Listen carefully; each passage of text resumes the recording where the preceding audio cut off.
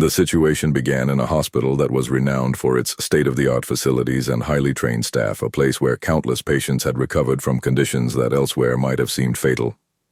Yet despite the reputation of this institution, a particular case soon challenged even its most skilled professionals, testing the limits of medical knowledge, experience, and endurance. The patient in question was a woman of significant prominence, married to a billionaire whose wealth had granted him access to the best medical care the world could provide.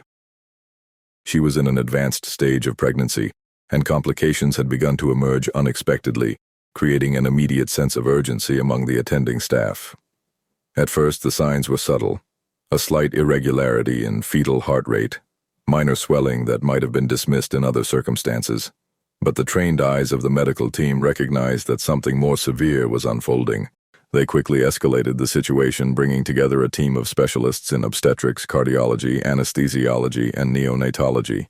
Each doctor examined the patient, analyzed her vital signs, reviewed her medical history, and consulted advanced diagnostic imaging, all in an effort to pinpoint the source of the problem. The atmosphere in the hospital room became tense, the air heavy with the weight of expectation, responsibility, and the looming threat of loss. Over the next several hours, a coordinated series of interventions was attempted, each designed to stabilize the patient, to correct what appeared to be an increasingly critical condition. Intravenous medications were administered to regulate blood pressure, hormonal levels were monitored and adjusted, and emergency protocols were enacted to address sudden drops in oxygen levels. Despite the careful planning and precise execution of these measures, the patient's condition remained precarious. The fetal heartbeat continued to falter, showing signs of distress that signaled an urgent need for intervention, yet each step taken by the medical team seemed to have only temporary or insufficient effect. The tension escalated as one doctor after another recognized the limits of conventional medical intervention in this unprecedented scenario. 12 doctors, each individually considered an expert in their respective fields, took turns assessing the patient, proposing treatment plans and attempting to implement solutions that might reverse the downward trajectory of her health. Each doctor relied on years, even decades of experience, having encountered countless cases where standard protocols proved effective, yet here they found themselves confronting a condition that defied their expectations, one that seemed impervious to even the most sophisticated medical strategies. As hours turned into a grueling marathon of attempts, the team consulted research papers, case studies, and previous medical records of similar conditions, searching for any precedent, any indication that might guide them to success. Yet the situation remained dire. The patient's vital signs continued to fluctuate dangerously, and the medical staff faced the crushing realization that despite their expertise and exhaustive efforts, the usual methods of treatment were failing to achieve the desired results. In addition to the technical challenges, the emotional stakes were staggering. The family of the patient, including the billionaire husband, watched in anxiety and despair as one specialist after another approached the bedside, hopeful yet unable to guarantee a positive outcome. Nurses moved with quiet urgency, trying to provide comfort and maintain stability, all the while aware that the window for effective intervention was narrowing with each passing moment. The hospital's equipment, though advanced, could only do so much, serving as a tool in the hands of doctors whose judgment, skill, and resilience were being pushed to the limits. Attempts at surgical intervention were considered and executed in stages, each procedure meticulously planned and carried out with precision, yet even these invasive measures failed to bring lasting improvement. Doctors debated the merits of alternative approaches, sometimes revisiting the same protocols multiple times, adjusting dosages, timing, and techniques in a desperate effort to find a solution that had so far eluded them. Outside the immediate scene of the patient's room, the hospital administration coordinated with ancillary staff, ensuring that resources were available, that specialists could be summoned from other departments if necessary, and that every conceivable avenue of treatment was explored. Despite this massive mobilization, the narrative that unfolded was one of repeated near misses and fleeting moments of stability, quickly replaced by renewed signs of deterioration. The patient, while unconscious for much of this period, endured invasive procedures, medications with complex interactions, and the constant monitoring that, while essential, carried its own strain on her body. Each passing hour amplified the gravity of the situation, as the convergence of maternal and fetal risk presented a compound challenge that even the most experienced professionals found daunting. The medical team faced not only the immediate clinical hurdles but also the mental and emotional strain that accompanies repeated encounters with potential tragedy, where every decision, every action carries profound consequences. Even in an environment equipped with the finest technology, knowledge, and human resources, there was a growing awareness that the situation was moving beyond conventional expectations, presenting a scenario that would test the limits of medicine, perseverance, and perhaps even fate. The hospital room was thick with tension, a tangible weight pressing down on every surface as doctors and nurses worked with relentless focus to stabilize a patient whose condition had defied all conventional methods of treatment. Monitors beeped erratically, machines hummed with the mechanical rhythm of life support, and the air was heavy with the faint scent of antiseptics and medicine. Amid this controlled chaos, the door to the emergency wing suddenly opened without the usual protocol, and a figure entered. A nun, moving with quiet purpose and an air of serenity that seemed almost incongruous against the frantic backdrop of medical urgency. There was no fanfare, no prior announcement, and yet her presence immediately altered the dynamic in the room, creating a ripple of curiosity, disbelief, and subtle hope among the staff who had been entrenched in a battle that had already tested their patience, skill, and emotional endurance. The nun's appearance was unexpected in every sense. She was not part of the hospital staff, had no formal medical credentials that anyone could recognize, and yet something about her demeanor radiated an unmistakable authority that drew attention without demanding it. Her robes, pristine and flowing, contrasted sharply with the clinical whites of the doctors' coats and the muted scrubs of the nurses, and her calm gaze seemed to survey the situation with an understanding that went beyond the data displayed on the monitors. There was a brief moment of hesitation, an almost imperceptible pause as each member of the medical team registered her presence, weighing the implications of allowing an outsider into an active medical crisis. Protocols dictated that only trained personnel could intervene, yet there was something compelling, almost magnetic, about her composure, something that seemed to suggest that the moment of her entrance was far from accidental. No one spoke at first. The room was dominated by the low, urgent chatter of medical instruments and the soft murmurs of nurses coordinating intravenous lines, adjusting oxygen masks, and tracking every minor fluctuation in the patient's vitals. Then, almost imperceptibly, the nun moved closer to the patient's bedside, her hands folded gently in front of her, her eyes steady and unwavering. She did not touch any equipment, nor did she interfere with the procedures in progress. Yet the very air around her seemed to change, as if her mere presence was creating a new layer of calm within the storm of clinical activity. The lead physician, a man whose reputation had been forged through decades of surgical precision and critical care, paused mid-instruction. His eyes met hers for a brief second, a flicker of curiosity crossing his otherwise impenetrable expression. There was an instinctive reaction, a silent question in that glance. Who is she, and what is she doing here? But before he could verbalize anything, the nun spoke, not in commands, not in technical language, but in a voice that was soft, steady, and infused with an authority that defied the chaotic environment. Her words, though simple, carried a weight that seemed to reach directly to the heart of everyone present. She offered no medical advice, no procedural suggestions, yet there was a presence in her communication, a resonance that made the nurses pause in their movements, the doctors reconsider their frantic pacing, and the family members who had been silently hovering at the edges of the room feel a flicker of cautious hope. As she remained by the patient's side, the room seemed to respond. Monitors that had been erratic began to stabilize incrementally, small yet unmistakable changes appearing in vital signs that had previously been stubbornly resistant to intervention. The patient, unconscious and unaware in a clinical sense, displayed subtle physiological improvements that hinted at a shift from the brink toward stabilization. Staff members exchanged glances, hesitant but unable to deny the correlation between her arrival and the sudden, unexpected progress in the patient's condition. Some of the younger nurses whispered quietly among themselves, their voices tinged with awe, speculating on whether this was coincidence or something far beyond their understanding. The nun remained silent in terms of physical action, but radiated an energy that seemed to infuse the room with patience, calm, and focus.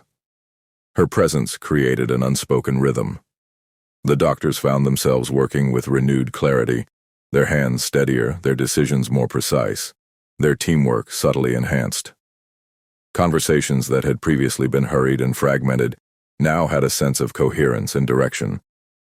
It was as if the chaos that had dominated the room was gradually giving way to a new order, guided not by instruments, protocols, or years of training alone, but by something intangible that everyone instinctively recognized, even if they could not articulate it. Time, once measured in frantic minutes and urgent interventions, seemed to slow in the presence of the nun. Each action carried more weight, each observation more significance, and each decision felt aligned with a larger rhythm that had not existed prior to her arrival. Even the family members who had been paralyzed by fear noticed the subtle transformation. The previously tense expressions on their faces softened imperceptibly. Hands that had been wringing in helplessness now rested quietly, and eyes that had been wide with anxiety began to focus on the small signs of life returning in the patient's vitals. Her appearance, sudden and unexplained, became the pivot point around which the events of that critical moment seemed to revolve. Every member of the team, medical professionals and family alike, was acutely aware that something extraordinary had entered their midst, and the very essence of that moment was defined by the paradox of urgency tempered by serenity. The moment the nun's presence became tangible in the room, it was as though an invisible shift had occurred, a realignment not only of the environment but of the very currents of energy surrounding the patient. The medical team, exhausted from hours of relentless attempts to stabilize a body that had defied every conventional method, suddenly found themselves operating in a space that felt subtly different, less chaotic, more ordered, and inexplicably calm. The monitors, once erratic and unpredictable, began to display readings that suggested stability returning, a slow but unmistakable improvement in the patient's vital signs. There was a rhythm to the room now, a sense that every movement, every touch, every calculation was synchronized with a larger, unseen flow. Nurses noticed that the patient's breathing, previously shallow and labored, deepened slightly, and her pulse, which had been sporadic and weak, now found a steadier cadence. Doctors, initially skeptical and puzzled, could not ignore these objective changes, and even as they continued to implement the most advanced medical interventions available, they were aware that something beyond their training, beyond science as they understood it, was influencing the situation. The nun remained at the bedside, serene and composed, a figure of quiet authority whose gaze seemed to anchor the entire room. Her hands, folded in front of her or occasionally resting lightly on the edge of the bed, conveyed a presence of reassurance, one that radiated confidence without a single word of instruction. It was in this convergence of the extraordinary with the ordinary that the miraculous began to manifest, not as an immediate, dramatic reversal of fate, but as a slow, steady, undeniable series of improvements that would ultimately culminate in the survival of the patient. Subtle at first, these improvements gradually compounded. The medical team noticed that complications that had seemed intractable began to respond more favorably to treatment. Medications that had shown limited effect previously now appeared to have the intended impact. The patient's body, once resistant to intervention, responded with a resilience that seemed almost supernatural. Each passing minute confirmed that the trajectory of survival, previously so precarious, was now shifting decisively toward hope.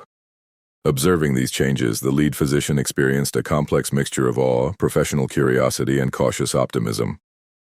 His mind raced to rational explanations, searching for any medical or scientific reasoning that could account for the sudden improvement. Yet no explanation fully satisfied him, and he found himself grappling with the profound realization that this was a moment where the boundaries of medicine intersected with something greater than empirical understanding. The family, who had spent the past hours oscillating between despair and anxious vigilance, felt the weight of relief settle into the room. Their eyes, which had been fixed anxiously on fluctuating monitors, now followed every subtle sign of recovery with a mixture of wonder and disbelief. Even small gestures like the patient's slight increase in blood oxygen saturation or the gentle rise and fall of her chest became emblematic of a shift that was as emotional as it was physiological. Throughout the room, there was a shared recognition, unspoken yet palpable, that the nun's presence had catalyzed this transformation. It was not a moment of passive observation. It was an active, dynamic interplay between human skill, medical technology, and an element of inexplicable intervention that collectively redefined the boundaries of possibility. The nun did not speak of miracles, nor did she intervene directly in the medical procedures.